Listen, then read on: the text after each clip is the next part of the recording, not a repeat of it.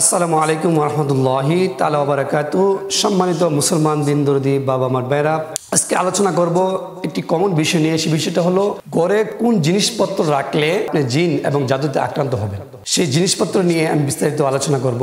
ঘরে কোন কোন জিনিস থাকলে জিন জাদুতে মানুষ আক্রান্ত হয়। সাধারণত আপনার ঘরে যদি কোনো পানি অথবা মূর্তির ছবি থাকে, আপনার মানুষ হোক বা কোনো পশু পাখি হোক, এরকম যদি কোনো পানির ছবি যদি ঘরে টাঙ্গানো থাকে, কারণ পানির ছবি যদি ঘরে টাঙ্গানো থাকে তাহলে এই পানির ছবি থাকার কারণে রহমতে ফেরেশতারা আপনার ঘরে প্রবেশ করে না। অথবা আপনি দেখবেন বাজারে গেলে এই মাটি দ্বারা বানানো বা প্লাস্টিক দ্বারা বানানো অথবা কাঁচ দ্বারা বানানো মূর্তি পাওয়া যায়, বিভিন্ন পানির মূর্তি পাওয়া যায়। এই পানির মূর্তি আমরা অনেকে সুকিস অথবা ড্রেসিং আয়নাতে অথবা অন্যান্য ইয়াতে আপনার বিভিন্ন জুড়িতে আপনার এই মূর্তিগুলো রাখি। এই মূর্তিগুলো যদি ঘরের ভিতরে থাকে এবং পানির ছবি যদি ঘরের ভিতরে রাখে তাহলে রহমতের ফেরেশতারা ঘরের ভিতরে প্রবেশ করে না। সেই সুযোগে জিনেরা খুবই আপনার ঘরে প্রবেশ করে আপনার পরিবারের সদস্য, আপনার নিজের উপর হইতে পারে, পরিবারের সদস্যের উপর হইতে পারে, কিংবা তারা আক্রমণ করে বসে, তাদের উপরে বর করে বসে, অথবা তাদেরকে বদনজর দেয়, অথবা তাদের উপরে নজর করে থাকে। যে আসিফ জাতীয় যে জিনগুলো রয়েছে তারাও এরকমভাবে তাদের উপর নজর করে থাকে। তাহলে এই নজরে আপনার আক্রান্ত হয়ে যান বা রোগা হয়ে যান, আপনাদের বিভিন্ন রোগ সুখে আপনাদের বোকা লাগে। তাহলে এক নম্বরে গেল কোনো পানির ছবি অথবা মূর্তি আমাদের ঘর থেকে সরাই দিতে হবে।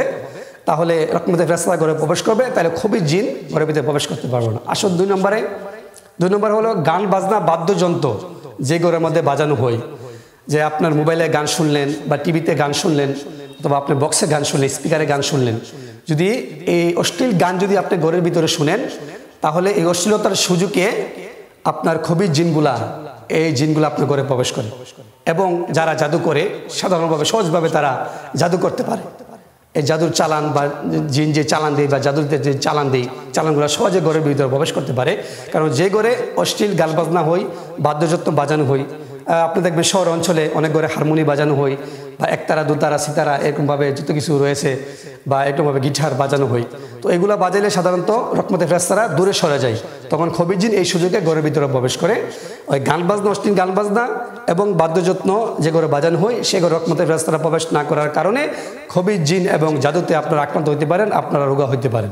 তারপরে আসুন নূপুর, মা বোনেরা যে মা বোনের পায়ে নূপুর পরে, তো মা বোনের পায়ে নূপুর পরে এটা জায়েজ রয়েছেন তাদের সৌন্দর্য বৃদ্ধি করার জন্য, স্বামীর সামনে নূপুর পরতে পারেন সৌন্দর্য বৃদ্ধি করার জন্য। কিন্তু নূপুরের মধ্যে যে ঘুঙুর লাগানো থাকে, অর্থাৎ আমরা যেটাকে ঝুনঝুনি বলি, ছোট ছোট ঝুনঝুনি যেটা আমরা বলে থাকি, যেটা টং টং আওয়াজ করে, ওই টং টং আওয়াজ যদি আপনার নূপুরের ভিতরে লাগানো থাকে, ওই টং টং আওয়াজ একটা বাদ্যযন্ত্র আপনার হিসাবে ধরা হয়।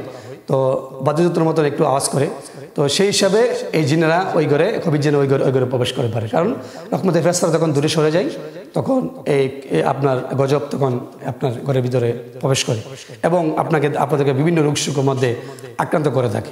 তাহলে 4 নম্বরে হলো যেই ঘরের ভিতরে নামাজ পড়া হয় না, যে ঘর একদম কবর অবস্থায় রাখা হয়।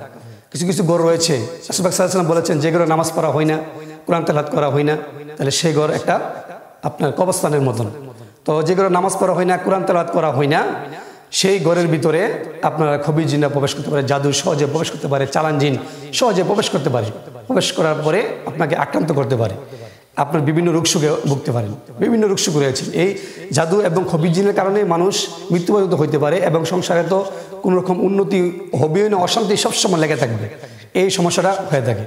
তারপরে আসুন আপনার 5 নম্বরে হলো পবিত্রতা যারা রক্ষা না করে, যারা পবিত্রতা রক্ষা না করে, যে ঘরের লোকজনরা, যে ঘরের সদস্যরা পবিত্রতা রক্ষা না করে এবং ঘরকে পরিষ্কার না রাখে, সেই ঘরে আবর্জনাযুক্ত ঘরে, দুর্গন্ধযুক্ত ঘরে এরকমভাবে আপনার খবির জিনেরা প্রবেশ করে থাকে, প্রবেশ করে আপনাদেরকে বিভিন্ন রোগ সুখে আক্রান্ত করে থাকে। তো এরকমভাবে পবিত্রতা বলতে আপনার বিছানা, ঘর, বিভিন্ন এই একবার নাজায়েজ অথবা এই হারাম বস্তু বা হারাম কোনো এই আপনার বস্তু হতে, একটুভাবে আপনার অপবিত্র জিনিস হতে আপনার ঘরগুলাকে পবিত্র রাখতে হবে।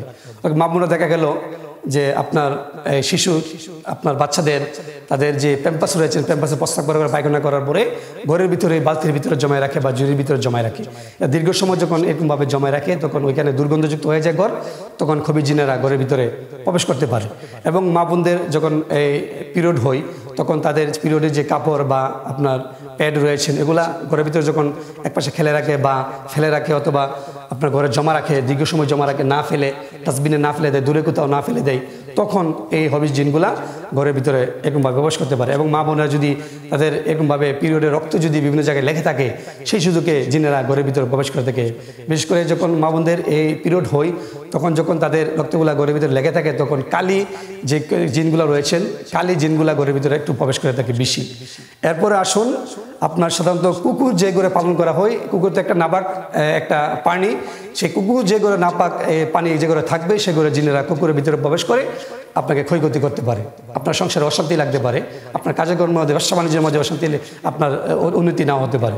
এই জন্য এই যে আমি যে আলোচনাটা করেছি এই জিনিসগুলোর কারণে এই জিনিসপত্র যদি আপনার ঘরে থাকে বা ঘরের ভিতরে আপনার ঘরের ভিতরে এরকমভাবে আপনার লাগিয়ে থাকেন বা ঘরের ভিতরে থাকে তাহলে জিন এবং জাদুতে আপনার সহজে আক্রান্ত হতে পারেন। তো এগুলা আপনাকে দূরে সরিয়ে দিবেন, এগুলাকে দূরে রাখবেন। এগুলাকে যখন দূরে রাখবেন, দূরে সরিয়ে দিবেন, তাহলে আপনার ঘরে রহমতে ফেরেশতারা প্রবেশ করবে। আল্লাহ পাক রব্বুল আলামিন সবাইকে হেফাজতে রাখবে। এবং আজ প্রত্যেকেই আমরা নামাজ পড়তে হবে এবং ঘরের ভিতরে কোরআন তেলাওয়াত করতে হবে। বিশেষ করে খুবই জিন হতে বেঁচে থাকার জন্য, জাদুটনা হতে বেঁচে থাকার জন্য সূরাতুল বাকারা, আয়াতুল কুরসির এই সূরা বাকারার ভিতরে রয়েছে, এগুলো একটু বেশি বেশি পাঠ করবেন।